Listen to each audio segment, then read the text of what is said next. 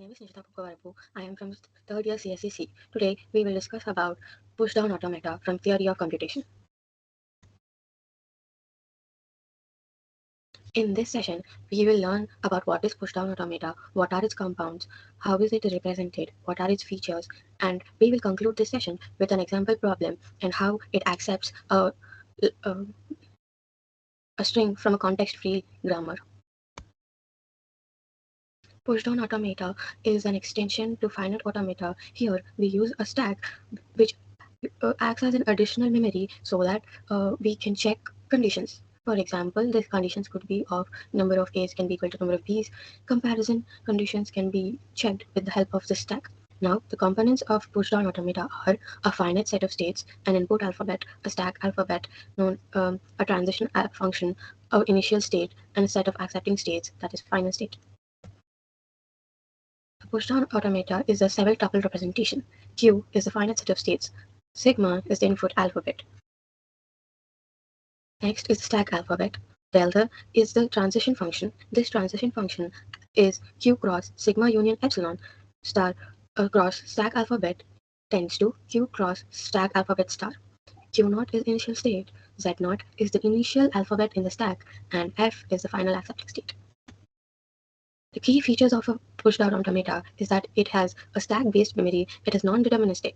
A stack-based memory is used to check conditions, as I've said earlier, because it remembers information.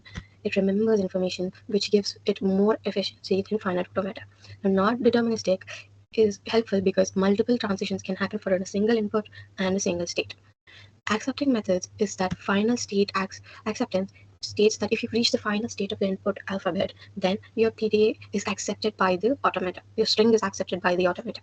Empty stack acceptance is when the input symbol also consists of the transition state of Z0 and the output also consists Z0, which is the initial stack alphabet, which clearly states that the string from your context-free language is accepted by the pushdown automata. Now, when we've discussed the representation of or the components of the pushdown automata, we've discussed that it has a stack. It is also a finite automata, and the input is a string. Now, when the input is a string, it goes into the finite automata and checks what its outcome should be. Now, then after the initial alphabet in the stack, it gets pushed. According to the condition, the input alphabet can be pushed or popped from the stack.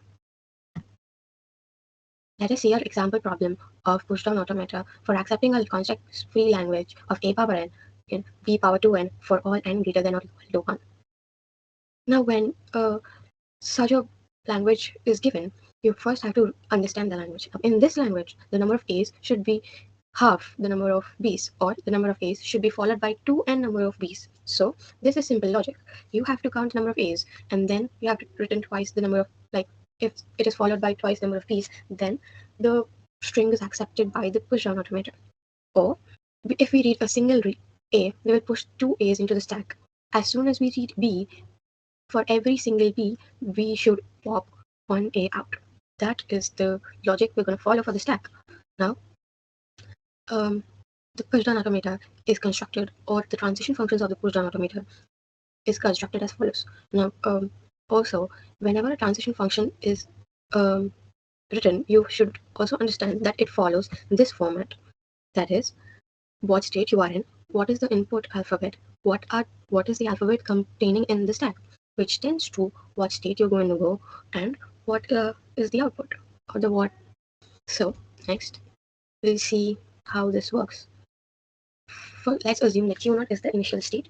Initial state is Q0, and let us assume the example string is going to be A, B, B.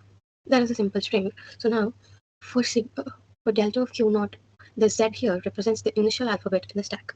Now, the initial alphabet in the stack gets compounded when we are writing on the right-hand side. So now, Q0, A, Z. After that, the next transition would be Q0 of A, and the stack has the top element as A because we've pushed an A here. So it gives you Q0 A. After that, now we've finished all the A's that we have to read. Now when we have to read B, we have to change the state because the input alphabet is changing and you don't want to be clumsy. And also, it will be a efficient automata if you have different states for different alphabets. So we'll change Q0 to Q1 and start popping letter A, because remember the logic, we already decided for that. For every two A's that we push into the stack, if there's a B are correct, then we'll pop one A out. Now that is that. So next, when we push a B, the top alphabet is A in the stack. So that gives rise to a new state with epsilon. Now, for the next B, like to satisfy this condition, we need two B's. So for the next B also, we'll be doing the same thing with A popping. So when the A is popped and B is inserted, B is not inserted actually, B is kept it like for every B you are inserting, you're popping an A in the stack. So you're not pushing anything. Now, the for after getting all the B's, the A's get popped. So we have reached the end of stack. So the end of stack means that, as I've said earlier, that if the input symbol and the transition alphabet is the same, that's when you know that you've reached the end of the PDA or the stack, and your string is accepted by PDA. Now, when we discuss all this, Q0, Q1, Q2 are the states. So basically, like Q0 takes the input alphabet A, Q1 takes the input alphabet B, and Q2 is the final state. There's nothing wrong with it, and it is the final. We'll see how it is represented now as a diagram. This is the final conclusion of the states that we're going to represent in a diagram. So this is the Q0, this is the Q1, and this is the Q2 or QF, which regardless represents the same thing, such as which is the final state. So when we discussed A, again for every A it is pushed down until a B is red, and when the B is red you pop an A, and then you pop for every B you pop A, and then when you reach the end it's epsilon, and then you reach the final state.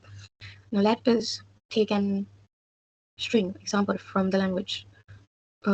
We have a string of 3 A's and 6 B's. This definitely qualifies for the language that we've discussed earlier.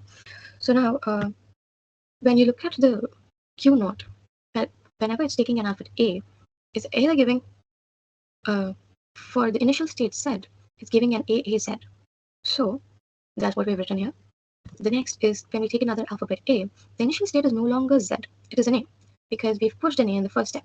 So now it is 3 A's goes on here, the transition, if you see, is what happening here. Now we've reached to the B's. When we've reached to the B's, what do you know? You know that you have to pop. For every B, you have to pop an A. And you have to change the state. And you have to not insert anything. Epsilon is what you're inserting. Epsilon basically means nothing. So now, for the first B, you have a popped A. For the second B, you have a popped A. For the third B, you have a popped A. For the fourth B, you have a popped A. For the fifth B, you have popped an A. And for the sixth B, also you have popped an A. Because for all the B's, you pop an A. That's what the logic we've decided for. So now next, there's nothing left. That's basically epsilon. So when epsilon is turned in your stack, you change the state. You change the state because that's where your condition is satisfied. That's where your condition is satisfied, and your string needs to go to a final state, right? So that final state here is Q2 or QF as we call it, as we see it. So QF with the input of epsilon has both Z as the top of the stack and Z as the only alphabet in the stack. With that, we know that 3 A's and 6 B's is the string from the language A power n, B power 2n, which is accepted by this push-down automata. With that, we conclude this seminar. Thank you for giving me this opportunity, and I hope this was a good seminar. Thank you.